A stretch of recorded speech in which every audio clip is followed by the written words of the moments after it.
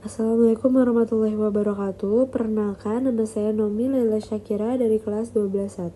Di sini saya ingin memaparkan materi tentang bab 4 dari mata pelajaran Bahasa Indonesia. Yang pertama, ini ada peta konsep dari materi yang akan kita pelajari. Kemudian, pengertian teks narasi adalah teks narasi menyajikan beberapa peristiwa atau serangkaian kejadian yang disusun secara kronologis atau sesuai dengan urutan waktu. Nah, peristiwa ini disampaikan dapat benar-benar terjadi, tapi dapat juga hayalan saja. Jadi, narasi bertujuan untuk menghibur atau memberikan wawasan kepada pembaca. Selain itu, narasi juga digunakan dalam teks fiksi maupun non-fiksi. Contohnya ada seperti roman, dongeng, novel, dan cerita pendek.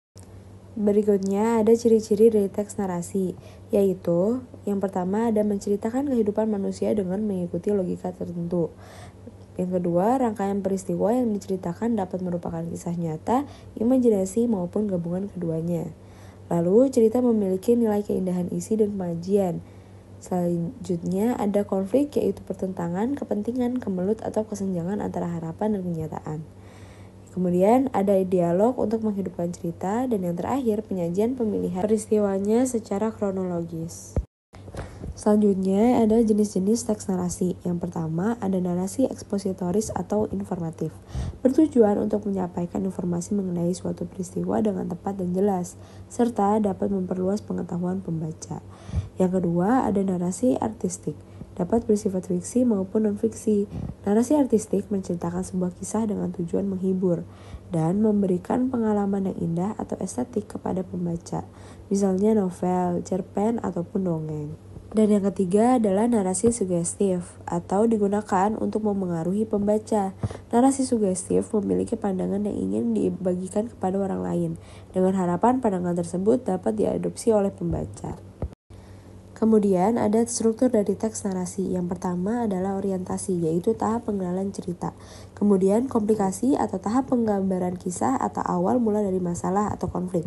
Dan selanjutnya ada resolusi, yaitu tahap pemecahan masalah. Dan yang terakhir kita tutup dengan koda, yaitu tahap penutup atau memuat pesan moral atau amanat.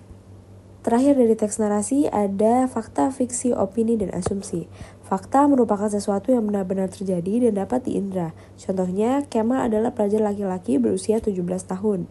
Kemudian fiksi merupakan pernyataan yang hanya berdasarkan hayalan atau pikiran, atau sesuatu yang tidak benar-benar terjadi.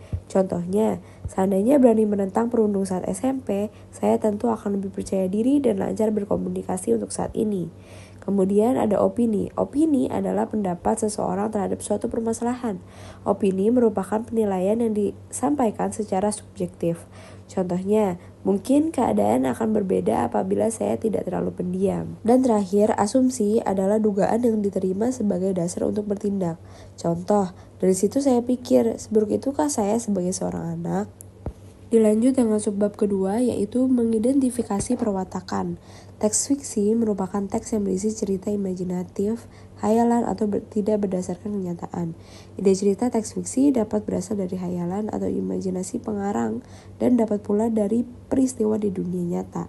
Oleh karena itu, meskipun karya sastra khususnya novel merupakan sebuah karya fiktif imajinatif, namun di dalamnya dapat ditemukan gambaran mengenai manusia, relasi-relasi sosial, serta ruang dan waktu yang dibuat hampir menyerupai dengan yang ada di kenyataan.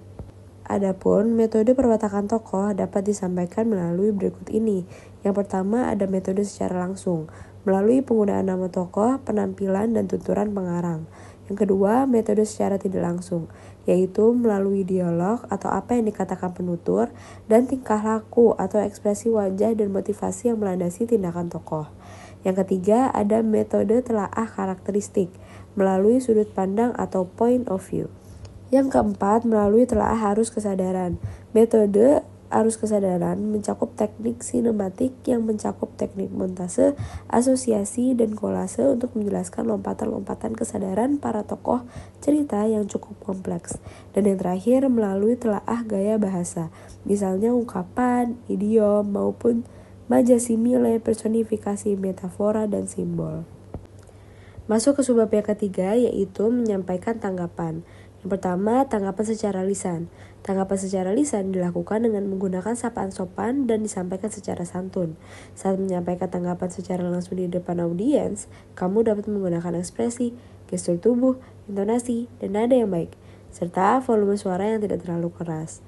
Saat berbicara, arahkan pandangan pada lawan bicara atau pendengar. Yang kedua yaitu tanggapan secara tertulis.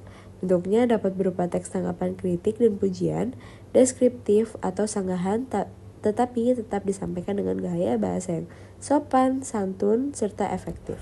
Nah, ini merupakan struktur dari teks tanggapan. Ada konteks, deskripsi, dan penilaian. Masuk ke subbab yang terakhir yaitu menyimpulkan bacaan. 1. Simpulan berupa peta pemikiran. Peta pemikiran merupakan metode mencatat kreatif yang memudahkan seseorang mengingat banyak informasi. Kamu dapat menyimpulkan struktur novel dalam bentuk peta pemikiran dengan menuliskan unsur-unsur intrinsik dan ekstrinsik novel. Yang kedua yaitu simpulan berupa infografis. Kamu dapat pula menyimpulkan isi bacaan ke dalam bentuk infografis. Infografis merupakan media informasi yang dapat berbentuk teks dengan perpaduan gambar, grafik, ilustrasi, dan tipografi. Infografis merupakan representasi visual informasi, data, atau ilmu pengetahuan secara grafis. Sekian dari saya, terima kasih. Wassalamualaikum warahmatullahi wabarakatuh.